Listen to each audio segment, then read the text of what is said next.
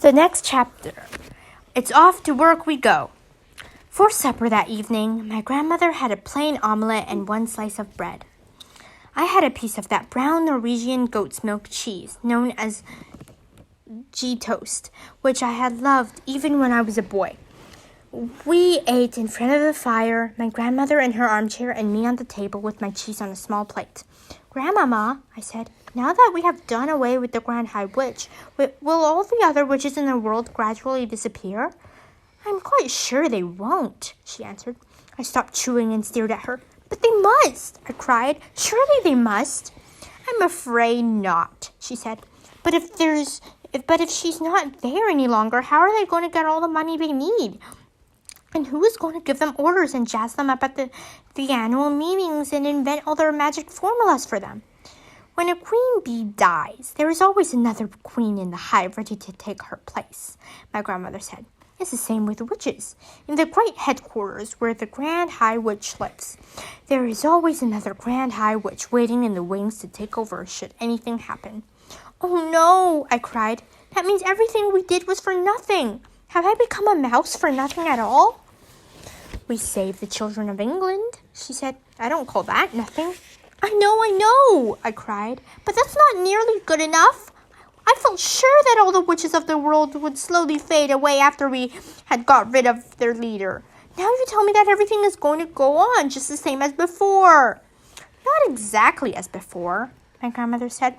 "For instance, there are no longer any witches in England. That's quite a triumph, isn't it?" "But what about the rest of the world?" I cried. "What about America and France and Holland and Germany? And what about Norway?"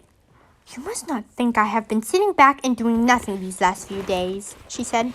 "I have been giving a great deal of thought and time to that particular problem." I was looking up at her face when she said this, and all at once I noticed that a little secret smile was beginning to spread slowly around her eyes and the corners of her mouth. "Why are you smiling, Grandmama?" I asked her. "I have some rather interesting news for you," she said. "What news? Shall I tell it to you right from the beginning?" "Yes, please," I said. "I like the news." She had finished her omelet, and I had had enough of my cheese. She wiped her lips with a napkin and said, "As soon as we arrived back in Norway, I picked up the telephone and made a call to England." "Who in England, Grandmama?" "To the chief of police in Bournemouth, my darling. I told him I was the chief of police for the whole of Norway and that I was interested in the peculiar happenings that had taken place recently in the Hotel Magnificent." "Now, hang on a sec, Grandmama," I said. "There's no way an English policeman is going to believe that you are the head of the Norwegian police." "I am very good at imitating a man's voice," she said. "Of course he believed me. The police in Bournemouth was honored to get a call from the chief of police for the whole of Norway." "So what did you ask him?" "I asked him for the name and address of the lady who had been living in room 454 in the Hotel Magnificent, the one who disappeared." "You mean the Grand High Witch?" I cried. "Yes, my darling." "And did he give it to you?" "Naturally, he gave it to me. One policeman will always help another policeman." "By golly, you've got a nerve, Grandmama." "I wanted her address," my grandmother said. "But did he know her address?" "He did indeed. They had found her passport in her room, and her address was in it. It was also in the hotel register. Everyone who stays in a hotel has to put a name and address in the book." "But surely the Grand High Witch wouldn't have put her real name and address in the hotel register," I said. "Why ever not?" my grandmother said. "Nobody in the world had the faintest idea who she was except the other witches. Wherever she went, people simply knew her as a nice lady. You, my darling, and you alone, were the only non-witch ever to see her with her mask off. Even in her home district, in the village where she lived, people knew her as a kindly and very wealthy baroness who gave large sums of money to charity. I have checked up on that." I was getting excited now. "And that address you got, Grandmama, that must have been the secret headquarters of the Grand High Witch." "It still is," my grandmother said. "And that will be where the new Grand High Witch is certain to be living at this very moment with her retinue of special assistant witches. Important rulers are always surrounded by a large retinue of assistants." Where is her headquarters, Grandmama? I cried. Tell me quick where it is. It is a castle, my grandmother said. And the fascinating thing is that in the castle will be all the names and addresses of all the witches in the world. How else could a Grand High Witch run her business? How else could she summon the witches of the various countries to their annual meeting? Where is the castle, Grandmama? I cried impatiently. Which country? Tell me quick. Guess, she said. Norway, I cried. Right, first time, she answered. High up in the mountains above a small village.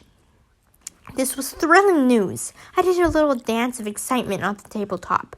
My grandmother was getting pretty worked up herself, and now she heaved herself out of her chair and began pacing up and down the room, thumping the carpet with her stick. So we have work to do, you and I, she cried out. We have a great task ahead of us. Thank heavens you are a mouse. A mouse can go anywhere.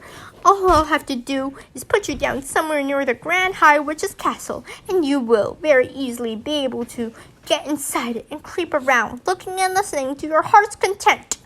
I will, I answered. No one will ever see me moving about in a big castle. It will be child's play compared with going into a crowded kitchen filled of cooks and waiters. You could spend days in there if necessary, my grandmother cried. In her excitement, she was waving her stick all over the place, and suddenly she knocked over a tall and very beautiful vase that went crashing onto the floor and smashed into a million pieces. Forget it, she said. It's only Ming. You could spend weeks in that castle if you wanted to, and they never know you were there. I, myself, would get a room in the village, and you could sneak out of the castle and have supper with me every night and tell me what was going on.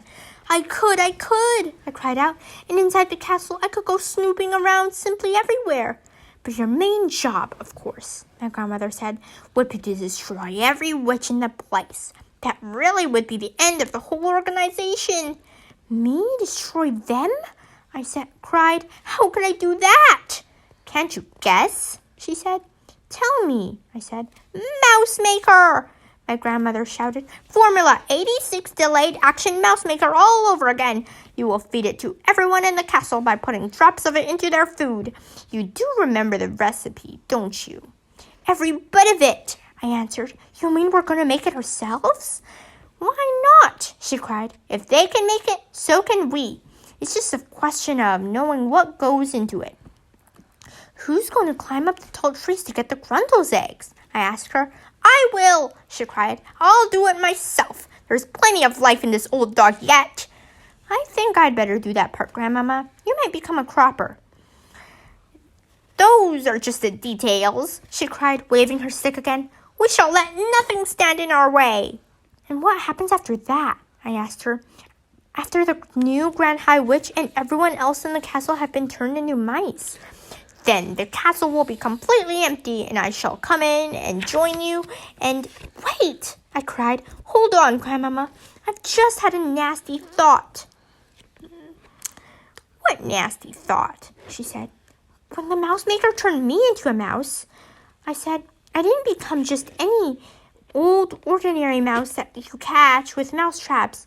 I became a talking, thinking, intelligent mouse person who wouldn't go near a mouse trap. My grandmother stopped dead in her tracks. She already knew what was coming next.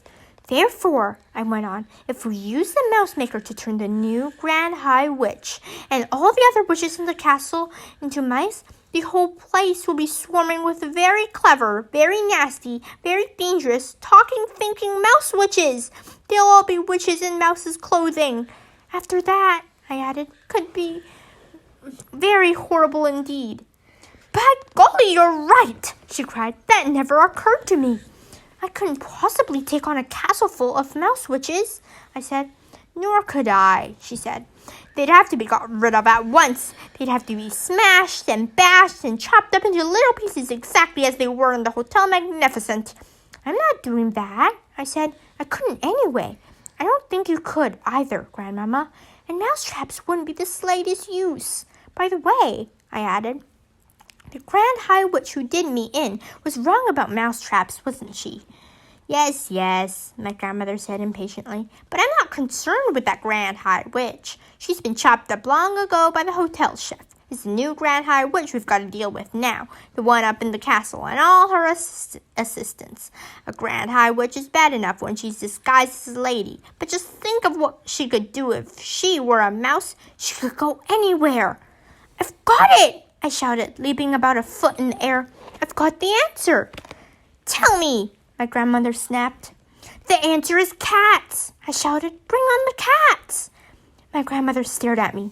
Then a great grin spread over her face, and she shouted, It's brilliant, absolutely brilliant.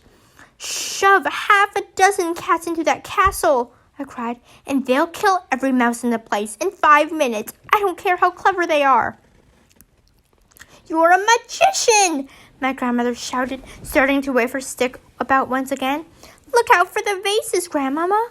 To heck with the vases, she shouted. I'm so thrilled I don't care if I break the lot. Just one thing, I said. You've got to make absolutely sure I'm well out of the way myself before you put the cats in. That's a promise, she said. What will we do after the cats have killed all the mice? I asked her. I'll take all the cats back to the village, and then you and I will have the castle completely to ourselves. And then, I said, then we shall go through the records and get the names and addresses of all the witches in the whole wide world. And after that, I said, quivering with excitement, after that, my darling, the greatest task of all will begin for you and me. We shall pack our bags and go traveling all over the world. In every country we visit, we shall seek out the houses where the witches are living. We shall find each house one by one, and having found it, you will creep inside and leave your little drops of deadly mousemaker in the bread, or the cornflakes, or the rice pudding, or whatever food you see lying about. It will be a triumph, my darling, a colossal, unbeatable triumph. We shall do it entirely by ourselves, just you and me. That will be the work for the rest of our lives. My grandmother picked me up off the table and kissed me on the nose. Oh, my goodness me. We're going to be busy these next few weeks and months and years, she cried. I think we are, I said. But what fun and excitement it's going to be. You can say that again, my grandmother cried, giving me another kiss. I can't wait to get started. The end.